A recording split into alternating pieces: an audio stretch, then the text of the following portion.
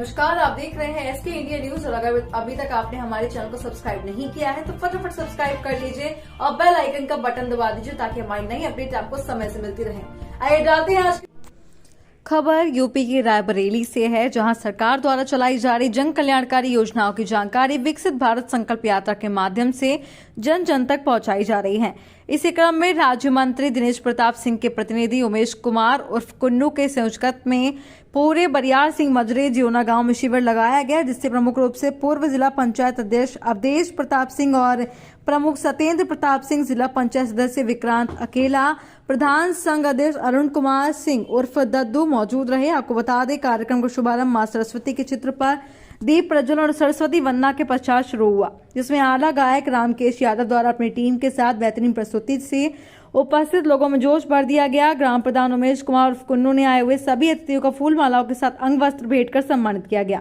वहीं ग्राम प्रधान उमेश कुमार उर्फ कुन्नू ने वर्तमान में पड़ रही भीषण ठंड को देखते हुए ग्राम पंचायत के 700 से भी अधिक जरूरतमंद लोगों को कंबल वितरण किया।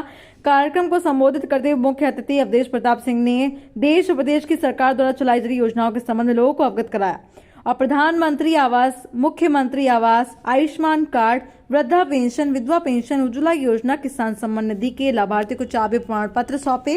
वहीं वृहद कार्यक्रम आयोजित करने पर ग्राम प्रधान कुन्नू की सराहना की। इस मौके पर प्रतिनिधि राज्य मंत्री शिवम तिवारी, राजकुमार सिंह उर्फ मोंगा, सोनू पंडित बीडीसी, ग्राम प्रधान रमेश मौर्य, अशोक सिंह, अरविंद तिवारी, महेंद्र सिंह, ग्राम प्रधान मंशा रामपाल, केशव चौधरी, संतलाल लोधी सहित भारी संख्या में लोग मौजूद रहे।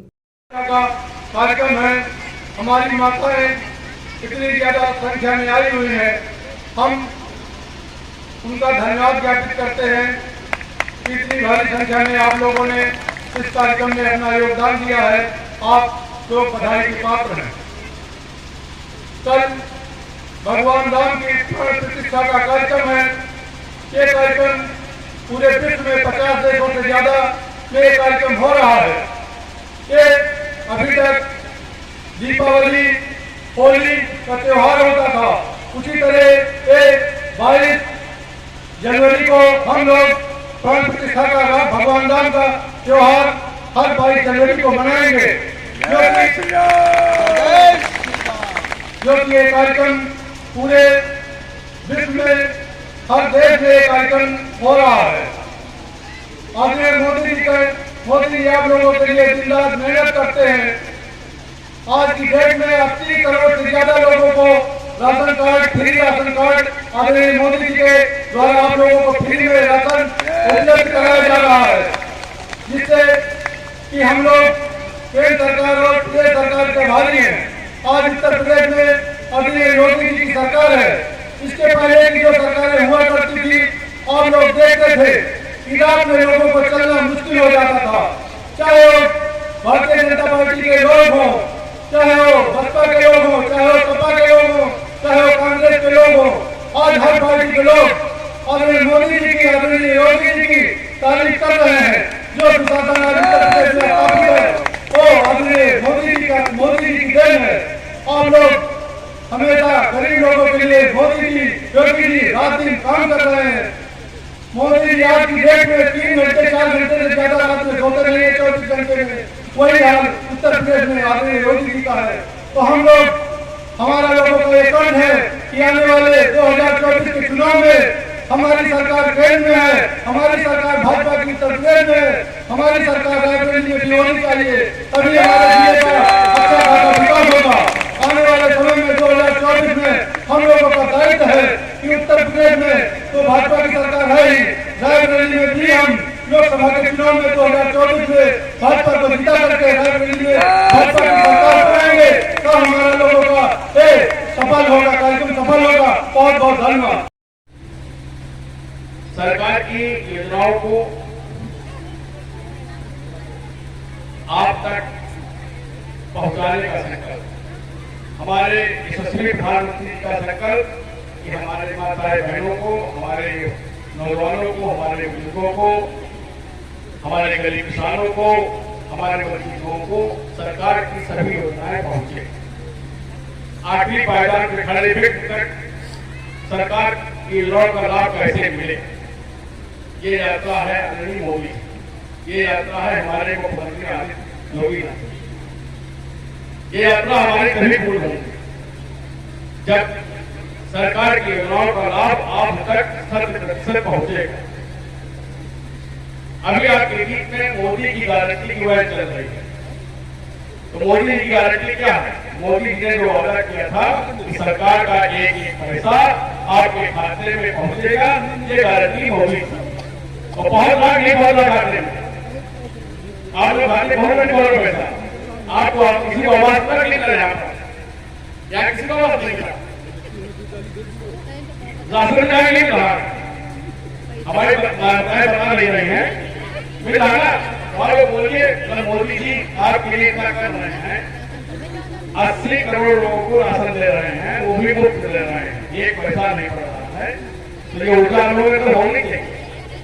ये सरकार आपकी है, आपके लिए है, आपकी सुविधा के लिए। मोदी जी योजना संकल्प लिए हुए हैं कि संकल्प को पूरा करने का ध्येय है कि आप तक सारी योजनाएं पहुंचे। शौचालय, आयुष्मान कार्ड में 5 लाख का इलाज मुफ्त है। एक परिवार को एक कार्ड मिलेगा, 5 लाख का इलाज मुफ्त है, एक पैसा नहीं पड़ेगा। कितनी बड़ी है? किसी के कोई बीमार हो जाता है, कोई खेत बेचता है, कोई घर बेचता है, कोई जीवन बेचता है, तो सरकार कितनी बड़ी उपलब्धि है कि आप तक पहुंच रही है। भारत सरकार और उत्तर प्रदेश सरकार डबल इंजन सरकार, और इस सरकार में आप तक सारी योजनाएं आप तक पहुंचे, आपका दर्द समाप्त हो, आप लोग विकसित हो। क्योंकि मोदी जी की घोषणा है कि स्वस्थ भारत, शिक्षित भारत, स्वच्छ भारत।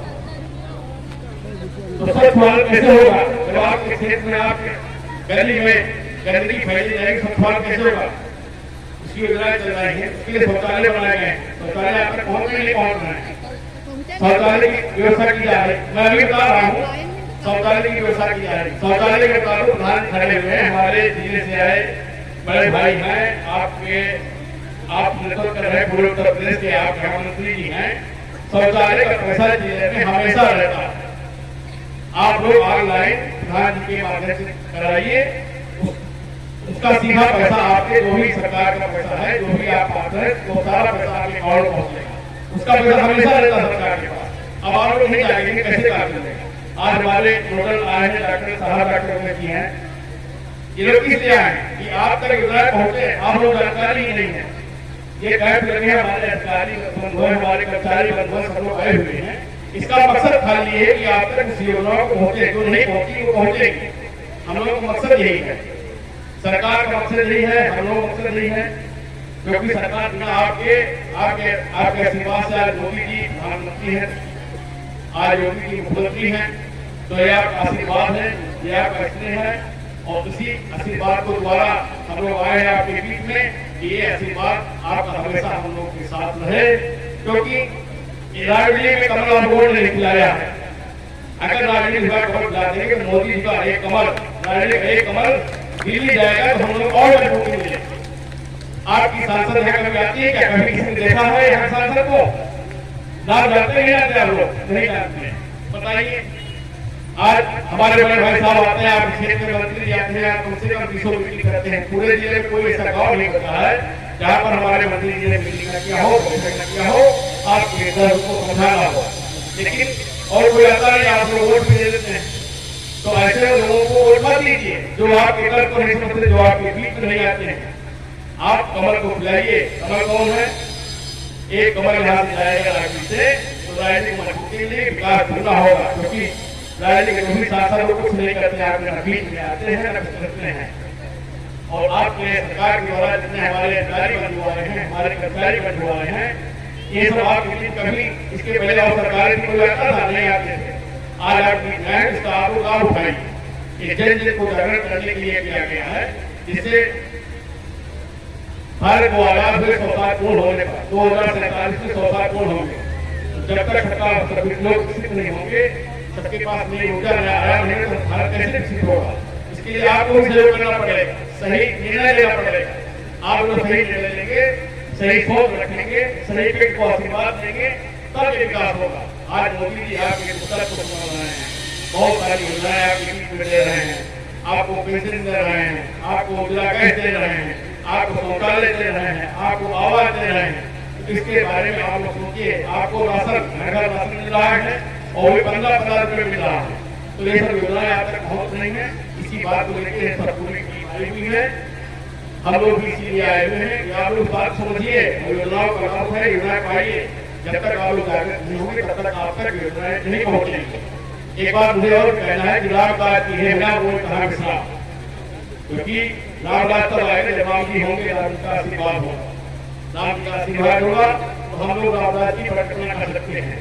तो इसके लिए हम आप लोगों से निवेदन करना चाहते हैं कि कल 22 तारीख है, कल अयोध्या में राम जी विराजमान होंगे, उसकी प्राण प्रतिष्ठा की जाएगी। तो आप लोग कम से कम राम के नाम पर आप लोग राम मानते नहीं मानते हैं, तो आप अगर मानते हैं तो मेरा निवेदन है, सभी यहाँ जितने भी उपस्थित है सभी से निवेदन है, कम से कम आप लोग 5 दीपक जरूर जलाएंगे।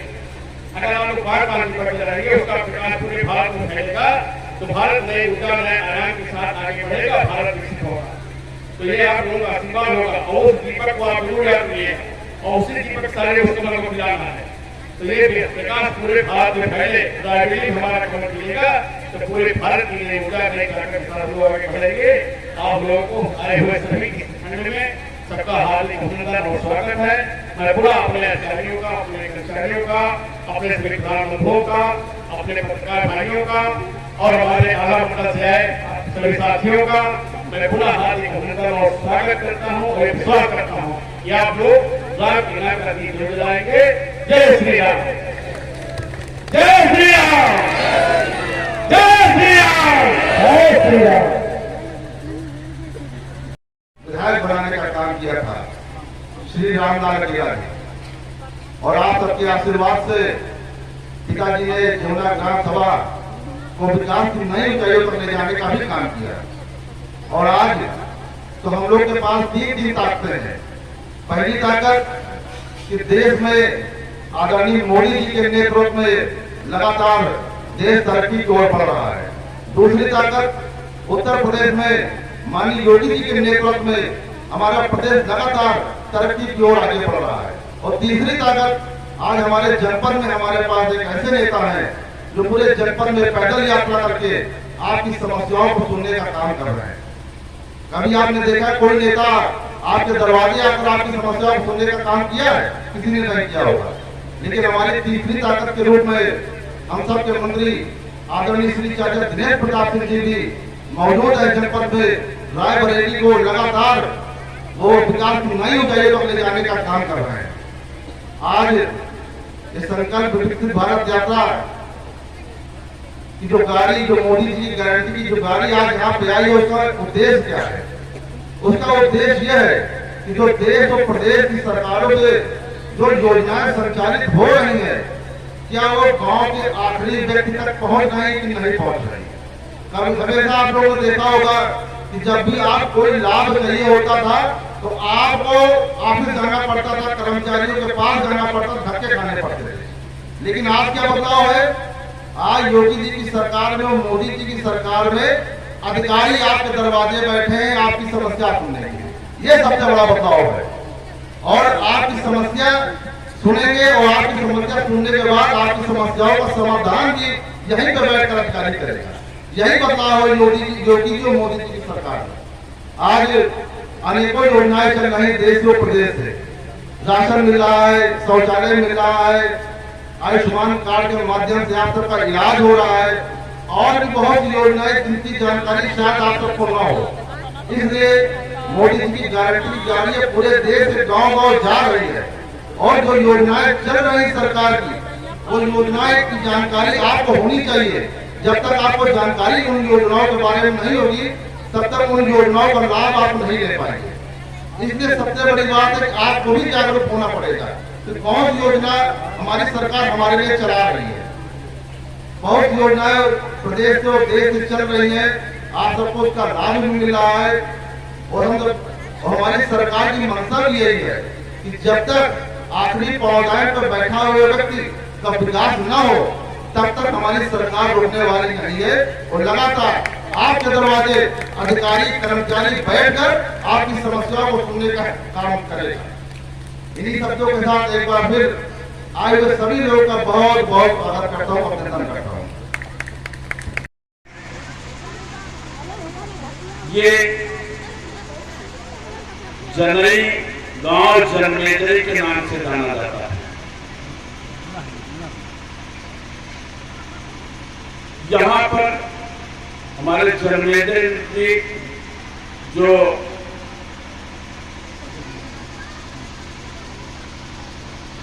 सर्प यज्ञ हुआ था, कुंडताल में ही है, अस्थि ऋषि की पवित्र पहाड़ी भी है। और अयोध्या से नपाथुरा 40 कोस ये जनई गांव है, जेवना उसी का पड़ोसी गांव है। तो ये पवित्र स्थली अयोध्या से कितना नजदीक और कितना जोड़ी है, मैं जरूर चाहूंगा कि ये हमारी बात उत्तर प्रदेश सरकार के मुख्यमंत्री आदरणीय योगी जी तक पहुंचे कि यहाँ पर भी जनमेजय जी ने सर्वे किया था और इसका भी पुनरुद्धार किया जाए, चाहे कुंडताल हो। हमने कुछ काम अपनी जिला पंचायत निधि से कराया है, लेकिन जितना बड़ा काम, जितनी बड़ी जिला पंचायत उत्तर प्रदेश सरकार के बराबर नहीं हो सकती, तो वो काम थोड़ा छोटा जरूर लग रहा है इस पवित्र स्थल के लिए। मैं आप लोगों को आश्वस्त करना चाहूंगा कि यदि पूरे उत्तर प्रदेश में भगवान राम अयोध्या धाम का पुनरुद्धार हो रहा तो हमारे जनई का भी हो और सीताराम मंदिर का भी पुनरुद्धार होना चाहिए। इस संकल्प के साथ बाबा बालदास की पूर्ति है की बाबा बालदास की। और यहाँ पर प्रधान जी ने अवगत कराया बाबा बालदास की कुटी भी है, तो ये बहुत पवित्र स्थान है, अस्थि ऋषि की तपस्थली है। इस पावन भूमि का भी उद्धार होना चाहिए। वैसे आप लोग जान रहे होंगे कि भारत में इस समय जो भी कार्यक्रम चल रहे हैं सब संस्कार युक्त, अपने धर्म युक्त, देश के विकास के लिए और धर्म के विकास के लिए किए जा रहे हैं। मैं जरूर चाहूंगा, धर्म का मतलब ये नहीं है केवल हिंदू धर्म, सबका धर्म इसमें निहित है। धर्म की परिभाषा यही होती है कि जो धारण किया जाए वही धर्म है, धारयते धर्मा, जो धारण किया जाए। किसी ने इस्लाम धर्म धारण किया है, उसमें भी आज कितने लोग मोहम्मदन बिरादरी के लोग आज अयोध्या में नाच रहे हैं और फूलों की वर्षा कर रहे हैं। ये जिस चीज की परिकल्पना नहीं थी हम भारतवासियों को, वो हो रहा है। और सभी मुस्लिम भाई आज हमारे साथ भी खड़े हैं। भगवान राम के इस मंदिर में प्रतिष्ठापन के अवसर पर सभी लोग साथ दे रहे हैं, वो भी बधाई के पात्र हैं। हम यहाँ पर सभी धर्मों का समान आदर होता है। ये गंगा जमुनी तहजीब जो है आज सचमुच परिकल्पित हो रही है कि किस तरह से पूरे भारत में सभी जातियां एक होकर हमारे भगवान राम के स्वागत में पलक पावड़े बिछा करके पूरे देश में दीपावली मनाने जा रही है। कल वो दिन 12 बजे के बाद भगवान का प्रतिष्ठापन होगा, वहां पर आदरणीय हमारे प्रधानमंत्री जी करेंगे। और मैं जरूर आप लोगों को बताना चाहूंगा कि भारत का मतलब ही यही है। भारत का मतलब जानते हो क्या है भाइयों? भा का अर्थ होता है प्रकाश, उससे बना आभा। आभा का मतलब वो होता है, आभा वो प्रकाश है जिससे हमारी आंखें बंद हो जाए। भगवान की आभा इस भारत में परिकल्पित होने जा रही है। जिस तरह से भगवान त्रेता में अवतार लिए थे और वो आभा विकसित हुई थी और इसीलिए भारत का नाम भी पड़ा है कि जो प्रकाश में रत रहे, रत माने उसी में संलिप्त रहे, वही भारत है। जो प्रकाश में संलिप्त, प्रकाश करने के लिए संलिप्त रहे, प्रकाश का मतलब है अच्छे काम करने के लिए संलिप्त रहे, अच्छा धर्म आचरण करने के लिए संलिप्त रहे, वही भारत है। भाइयों बहनों, अभी बहुत से लोग आप लोगों को एक दूसरे से बांटने के लिए कि तुम किस बिरादरी के हो, किस जाति के हो, ये बांटने के लिए आएंगे, उससे जरूर होशियार रहने की जरूरत है। हम भारत में ऐसे मर्यादा पुरुषोत्तम भगवान राम के वंशज हैं जिन्होंने जातियों को कोई महत्व नहीं दिया। केवट, सबरी, बंदर, भालू, पशु पक्षी, गीधराज, इनका सम्मान करके, इनको गले लगा करके चले हैं। ऐसे भारत के हम लोग हैं और उससे ज्यादा जरूरी है कि हम भी तो अवध क्षेत्र के हैं। ये अवध क्षेत्र में आता है, गंगा के तट तक छूता हुआ ये अवध क्षेत्र। सौभाग्यशाली हम लोग हैं, इस अवध क्षेत्र के वासी हैं। यहाँ पर भगवान ने हमको जन्म देने का काम किया, यहाँ पर हम लोग पैदा हुए, ये हमारा लोगों का सौभाग्य है। भारत इतना महत्वपूर्ण देश जिसमें आप लोग समझ लीजिए भारत में ही भगवान के 10 अवतार हुए। ना इंडोनेशिया, ना ऑस्ट्रेलिया, ना लंका, ना मॉरिशस, कहीं पे कोई भी अवतार भगवान का नहीं हुआ। भारत में क्यों भगवान ने अवतार लिया? अपने 10 अवतार भारत में क्यों लिए? जहाँ जिसकी पूजा होती है, जहाँ जिसका मान होता वही जाता है। आज हम जेवना ग्राम सभा में सम्मान हुआ है इसलिए आए। जहाँ से ठुकराया जाएगा तो दोबारा नहीं आएगा कोई, इसलिए भगवान ने 10 अवतार भारत में लिए कि इनकी पूजा, इनका सम्मान भारत में हो। ये पावन धरा भारत है। कहेंगे कि इसमें जब हमारे भगवान ने कोई जातिवाद नहीं रखा, सबको गले लगाया, सभी प्राणी मात्र पे अपनी कृपा बरसाई, चाहे वो गीध हो, चाहे बंदर भालू हो, चाहे आप लोग सबरी माँ हो, चाहे केवट हो, चाहे जैसे भी हो, ऐसे मर्यादा पुरुषोत्तम के हम वंशज हैं। और मैं एक चीज और बताना चाहता हूँ कि भगवान राम की मनसा कभी ये नहीं रही कि हम किसी का हड़प करें।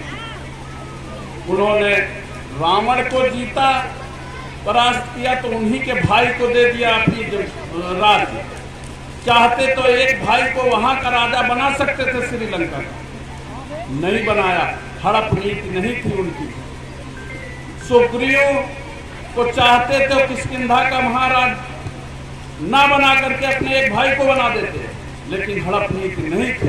भाई के लिए उन्होंने सिंहासन त्याग दिया और इस एक भाई जिसको सिंहासन मिल रहा था वो किस तरह से नंदीग्राम में 14 वर्ष बिताए, ये भी आप लोगों के सामने है। पूरी रामायण और रामचरितमानस बताती है।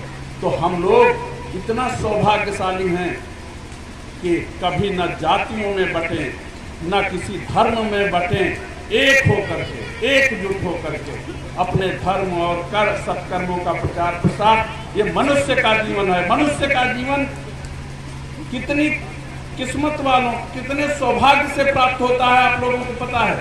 ये मानव तन कितने सौभाग्य से प्राप्त होता है आप लोगों को पता है। इसका सदुपयोग करके हम किसी से ईर्ष्या द्वेष न करें और एक सूत्र में सभी जातियां बंधी रहें। हमको तो यही दिखता है कि जितनी माताएं बैठी हैं वो अपनी माता के समान है, जितनी बहनें बैठी हैं वो अपनी बहन है, चाहे जिस जात की हो, चाहे जिस कौम की हो। हमसे इससे लेना देना नहीं है। माँ का स्वरूप दिखता है आप लोगों में। बहन का स्वरूप दिखता है आप लोगों में, भाई का, पिता का, काका का स्वरूप दिखता है आप लोगों में। ये पंचवटी के संस्कार हैं, यही भारत के संस्कार हैं और यही हमारा सनातन धर्म है और यही भगवान की भी मर्यादा है। समझ में आ रहा हो तो ये 4 जातियां जो विभाजित हुई हैं, ये 4 जातियां क्या हैं? हमारा ही भगवान का विराट स्वरूप है 4 जातियां। ब्राह्मण, क्षत्रिय, वैश्य, शूद्र, और ये भगवान के लेटे हुए शरीर का विभाजन है।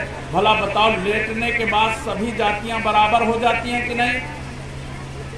तो भगवान के लेटे हुए स्वरूप का ये विभाजन है, इसलिए हम लोग सभी लोग बराबर हैं।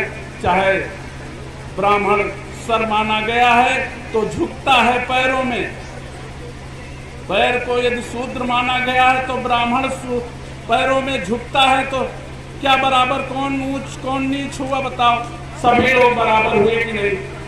यदि ब्राह्मण को हम मान रहे हैं कि ये सर हमारा सिर है और क्षत्रिय भुजा और सीना है, वैश्य है पेट और शूद्र मान लिया पैरों को, तो जिस दिन जरूरत पड़ी हम भी कहेंगे भैया चरण स्पर्श, ब्राह्मण भी कहेगा भैया प्रणाम, तो कहाँ गिरता है? चरणों में ही गिरता है।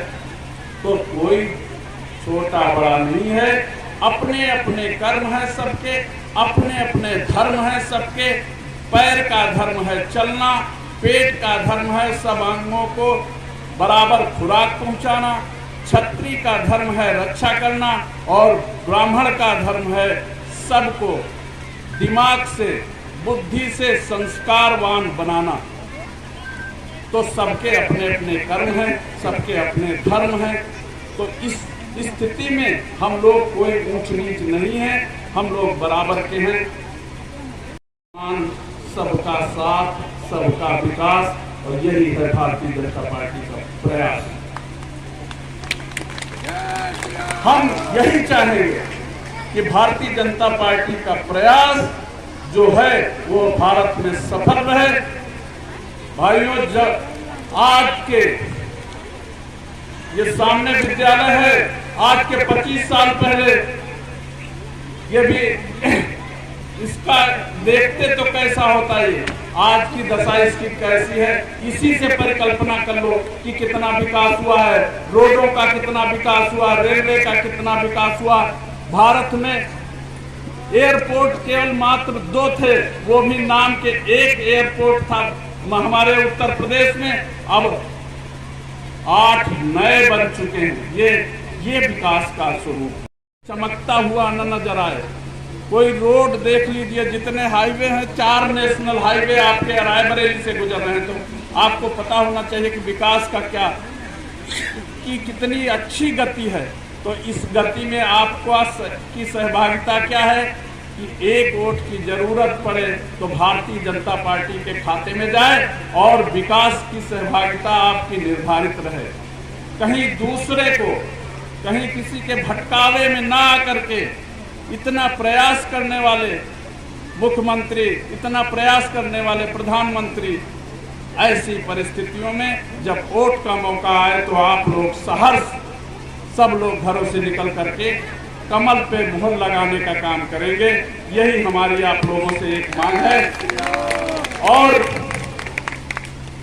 सबका सुख भी इसी में निहित है, सबकी प्रसन्नता भी इसी में निहित है, भारत का विकास इसी में निहित है। इसी के साथ हम सभी मंचासीन वरिष्ठों को, उपस्थित माताओं को प्रणाम करते हुए आशीर्वाद की कामना करते हैं। छोटों को ढेर सारी शुभकामनाओं से आशीर्वाद देकर अपनी वाणी को विराम देते हैं। बहुत बहुत धन्यवाद। हमारे साथ 3 बार जय श्री राम का नारा लगाइए और पुण्य अर्जित कीजिए। हमारे चैनल को सब्सक्राइब करें और वीडियो सबसे पहले अपने मोबाइल पर पाने के लिए बेल आइकन को दबाएं।